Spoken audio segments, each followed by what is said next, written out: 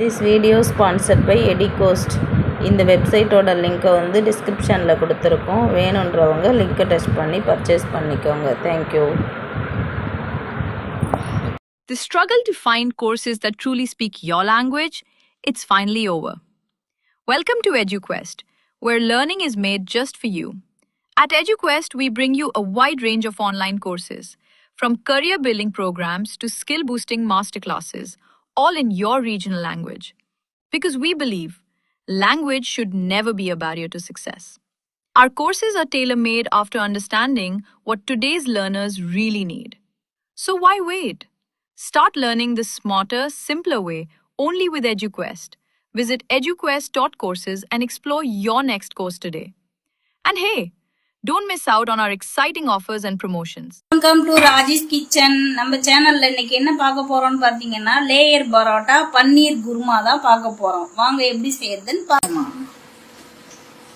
இப்போ வந்து 4 பேருக்கு தேவையான அளவுக்கு லேயர் பரோட்டா செய்ய போறோம். அதுக்கு வந்து ஒரு 3/4 கிலோ அளவுக்கு மாவு எடுத்திருக்கோம். தேவையான அளவு உப்பு சேர்த்திருக்கோம். இப்போ வந்து ஒரு ஸ்பூன் சர்க்கரை போட்டுக்கிறோம்.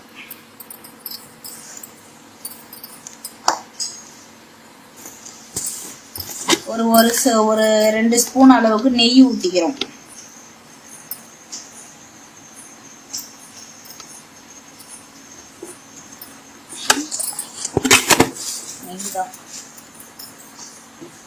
நெய் சேர்த்து பண்ணும்போது தான் நல்லா வந்து ஒரு சாஃப்டான பரோட்டா கிடைக்கும் நமக்கு. அதனால இது எல்லாத்தையுமே இப்போ வந்து கலந்து விட்டுக்கிறோம்.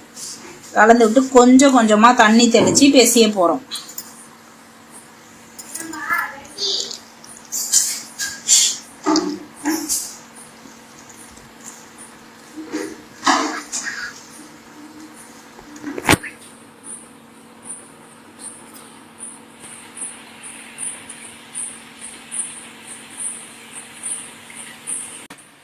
அதுக்கு வந்து மாவு இந்த அளவுக்கு நம்ம வந்து பிசைஞ்சிக்கிட்டோம். இப்போ வந்து இதுல மேல வந்து ஒரு 2-3 ஸ்பூன் எண்ணெய் ஊத்திக்கிறோம். நல்லா எண்ணெயை நல்லா மேல தடவை ஊத்தி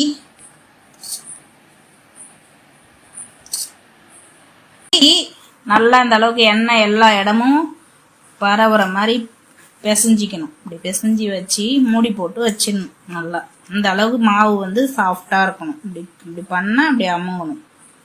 நல்லா சாஃப்டா இருக்கு. சர்க்கரை நம்ம சேர்த்துக்கிறதுனால இது வந்து கொஞ்சம் நல்லா இலகும் மாவு. 1 மணி நேரம் கழிச்சு நம்ம மறுபடியும் பார்க்கலாம். அதுக்குள்ள நம்ம வந்து சைட் டிஷ் வந்து பன்னீர் குருமா பார்த்துடலாம் எப்படி செய்யறதுன்னு. நம்ம அடுப்புல வந்து வானல் வச்சுக்கிறோம். இப்போ வந்து வதக்கி அரைக்கிற பொருளை மட்டும் இப்போ வந்து என்னென்ன போடுறதுன்னு பார்த்துக்கிறோம். ஒரு 2 ஸ்பூன் எண்ணெய் ஊற்றிக்கிறோம். 2 ஸ்பூன் எண்ணெய் ஊற்றணும்.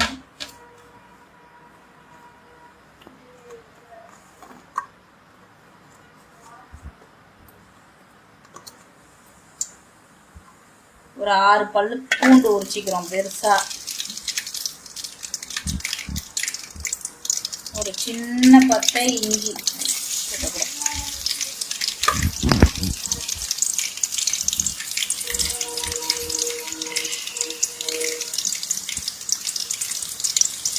இதை வந்து நல்லா வந்து வதக்குறோம். ஒரு 5 நிமிஷம் இஞ்சி பூண்டு பச்சை வாசனை போற மாதிரி வதக்குறோம்.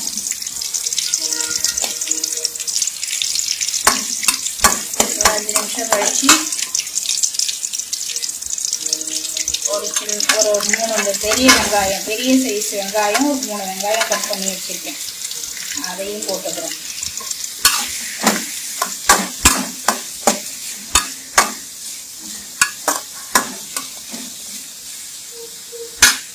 அது கூடவே காரத்துக்கு தேவையான ஒரு 3 பச்சை மிளகா, ஒரு பெரிய சைஸ் தக்காளி, இது எல்லாத்தையுமே போட்டு கொஞ்சம் நல்லா வதக்கிக்கிறேன்.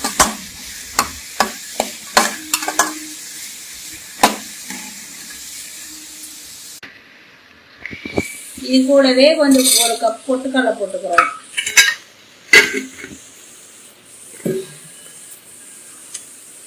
கொஞ்சமா தேங்காயும் ஒரு பாதி தேங்காய், ஒரு 1/2 மூடி தேங்காய், 1/2 மூடி தேங்காயை கட் பண்ணி இதிலே சேர்த்துக்கிறோம்.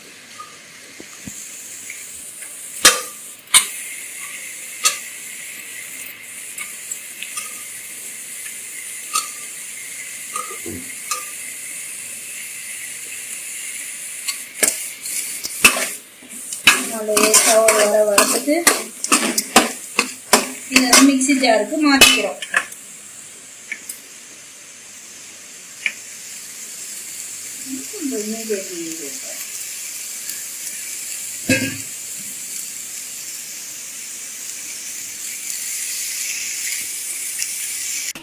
இப்போ வந்து மிக்ஸி ஜாருக்கு மாற்றியாச்சு. இதை வந்து லைட்டாக தண்ணி ஊற்றி கொஞ்சம் நல்லா அரைச்சிக்கிறோம்.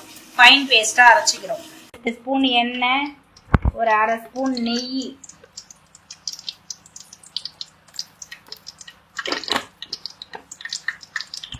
சேர்த்துக்கிறோம். ஒரு 4 பீஸ் கிராம்பு, ஒரு 2 பீஸ் பட்டை, ஒரு ஏலக்காய்,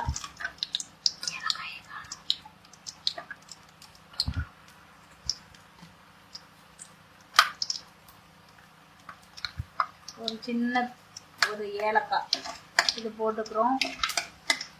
இப்போ வந்து நம்ம அரைச்சி வச்சிருந்த இந்த பேஸ்ட் எல்லாத்தையுமே நம்ம வந்து இப்போ எண்ணெயில் நல்லா சேர்த்துக்கிறோம்.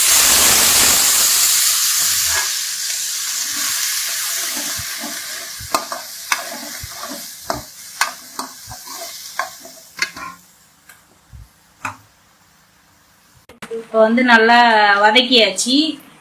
இப்போ அதுக்கு ஒரு மசாலா சேர்த்துக்கலாம். ஒரு ஸ்பூன் பெரிய டீஸ்பூனால 1 ஸ்பூன் கரம் மசாலா போட்டுக்கிறோம். இப்போ வந்து ஒரு சின்ன ஸ்பூன் தனியாத்தூள் போட்டுக்கிறோம். ஒரு சின்ன ஸ்பூன் காரத்துக்கு, உங்களுக்கு காரத்துக்கு தகுந்த மாதிரி கார மிளகாத்தூள் போட்டுக்கோங்க. இது எல்லாத்தையுமே வந்து கொஞ்சம் நல்லாவே வதங்கணும். இப்போ இந்த தேங்காய் இப்போ நம்ம பேஸ்ட் அரைச்சது ஃபுல்லுமே வந்து நல்லா மசாலாவோட மிக்ஸ் ஆகணும்.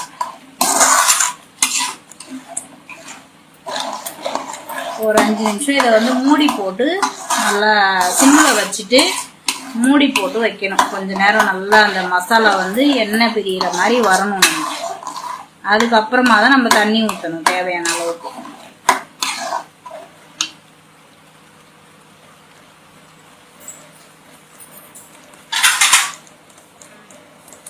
வந்து நம்ம மூடி போட்டு வச்சுக்கிறோம்.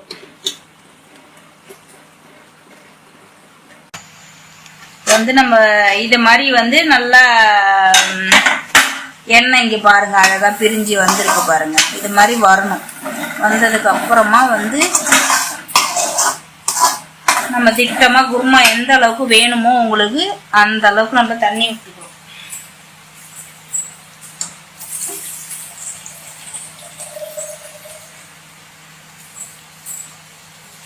வந்து இந்த அளவுக்கு தண்ணி ஊற்றிக்கிறோம்.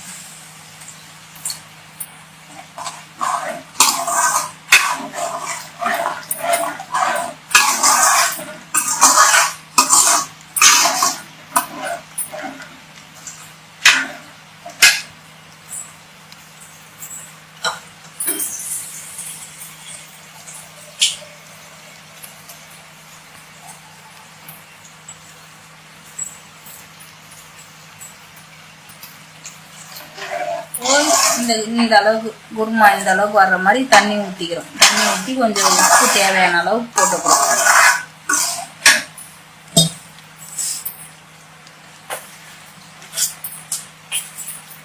உப்பு தேவையான அளவு போட்டுக்கிறோம்.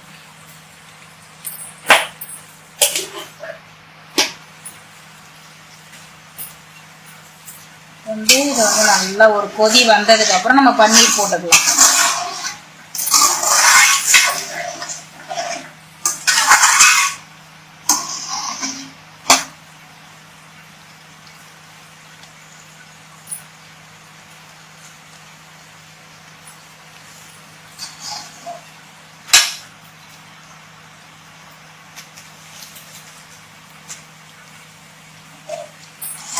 வந்து ஒரு கொதி வரட்டும் நல்லா.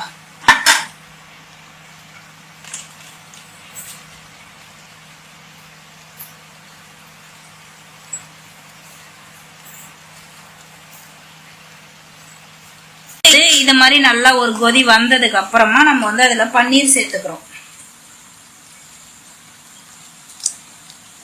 200 கிராம் பன்னீர் போட்டிருக்கோம் இதுல.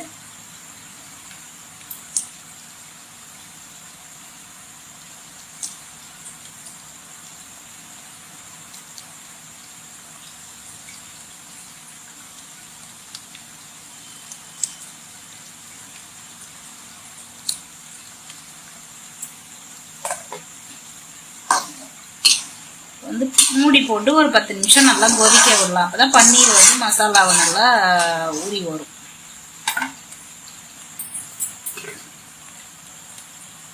மூடி போட்டு சிம்மில் வச்சிடணும்.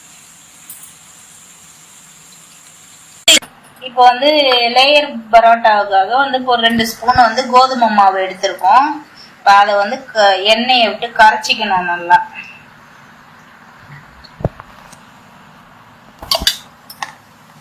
எண்ணெயை விட்டு நல்லா இந்த அளவுக்கு கரைச்சிக்கணும்.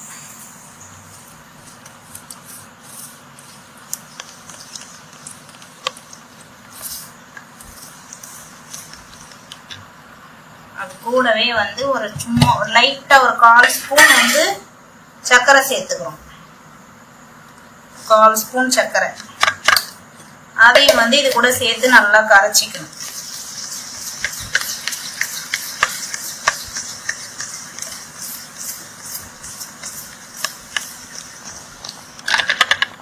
எண்ணெய் வந்து இன்னொரு 2 ஸ்பூன் போட்டுக்கிறேன்.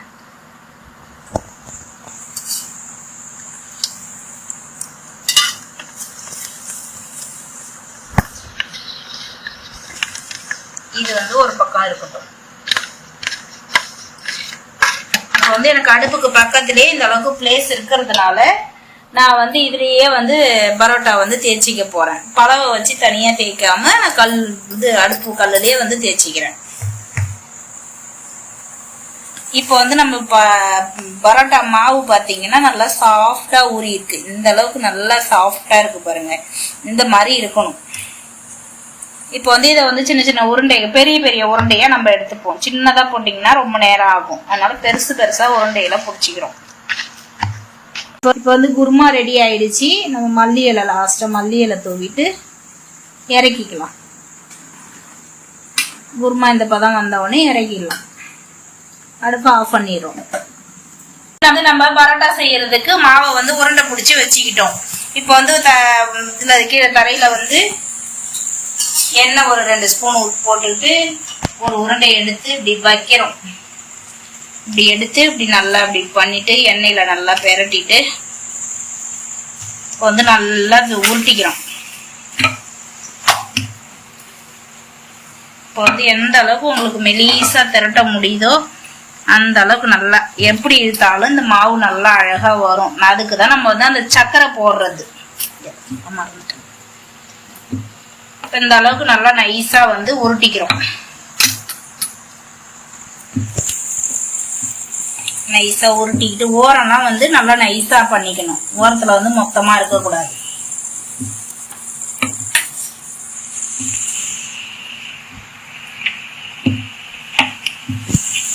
வந்து நல்லா இந்த அளவுக்கு பரப்பிட்டு இப்போ வந்து நம்ம இந்த மைதா மாவு, கோதுமை மாவும் சர்க்கரை எண்ணெய் இதெல்லாம் வந்து நம்ம கலந்து வச்சிருக்கிறத வந்து நம்ம மேல எடுத்து இப்படி தட்டிக்கிறோம்.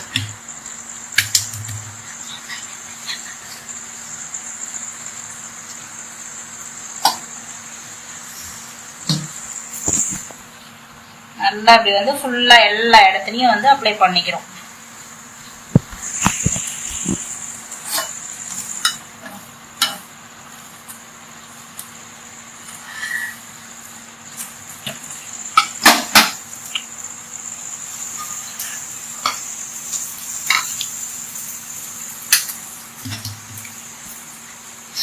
இப்போ வந்து இந்த கத்தியால வந்து அப்படியே நல்லா மெலிசா அப்படியே கிட்ட கிட்ட கிட்ட கிட்ட கிட்ட கிட்ட கோடு போட்டுக்கிறோம்.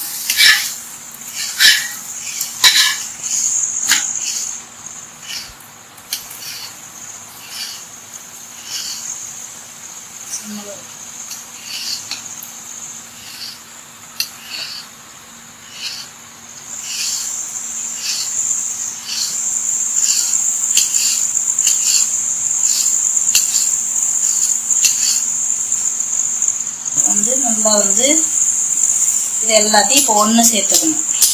இப்படி இப்படி போடணும், ஒன்று மேலே ஒன்று ஒன்று மேலே ஒன்று இப்படி போடணும்.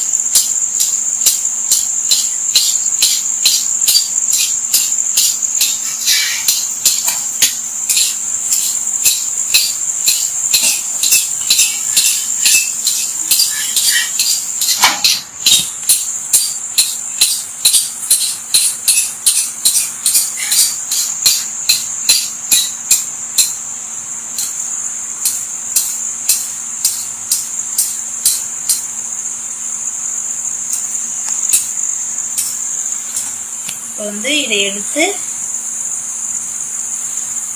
அப்படியே லைட்டா இப்படி தட்டணும்.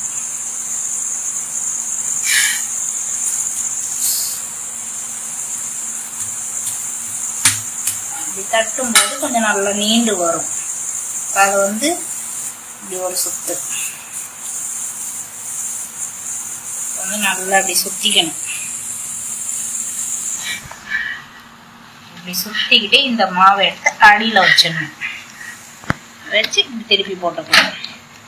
அப்படியே இதை கையால வந்து நல்லா அப்படி அமுக்கி விட்டுட்டு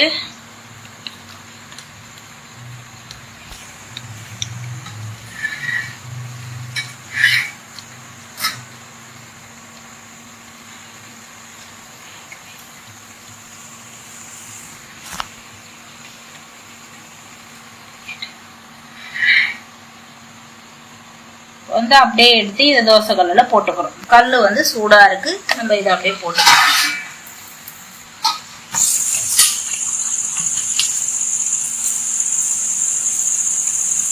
போட்டு கொஞ்சம் சிம்லயே வச்சுதான் வந்து வேக வைக்கணும். இப்போ வந்து சூப்பரா நமக்கு வந்து லேயர் பரோட்டா ரெடி ஆயிடுச்சு. பாருங்க எவ்வளவு சூப்பரா லேயர் லேயரா அழகா வந்திருக்குன்னுட்டு. இது கூட வந்து பன்னீர் குருமா. வந்து பன்னீர் குருமா ரெடி ஆயிடுச்சு. பன்னீர் குருமா லேயர் சப்பாத்தி பரோட்டா இதுக்கு வந்து சூப்பரா இருக்கும். மேலும் வந்து நெக்ஸ்ட் வீடியோவில் நம்ம பார்க்கலாம், அடுத்த வீடியோவில் பார்க்கலாம். தேங்க்யூ.